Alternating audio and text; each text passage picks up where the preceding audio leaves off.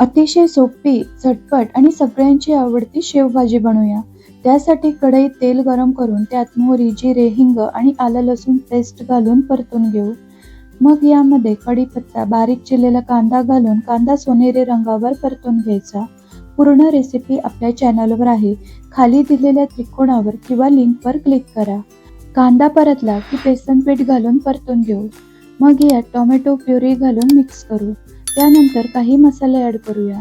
लाल तिखट, कांदा लसूण मसाला, हळद, धने पावडर, कस्तुरी मेथी घालून मिक्स करू. मग तुम्हाला जेवढा रस्सा पाहिजे त्यानुसार गरम पाणी घाला. मग चवीपुरतं मीठ, कोथिंबीर, गरम मसाला घालून मिसळून घेऊ. नंतर झाकण ठेवून एक वाफ काढायची. तर पहा, भाजीला छान तरी आली आहे ना? शेव टाकून गरमागरम शेवभाजी चपाती, भाकरी, नान, रोटी सोबत सर्व्ह करायची. आवडली ना रेसिपी? चला मग पटकन सबस्क्राईब करा.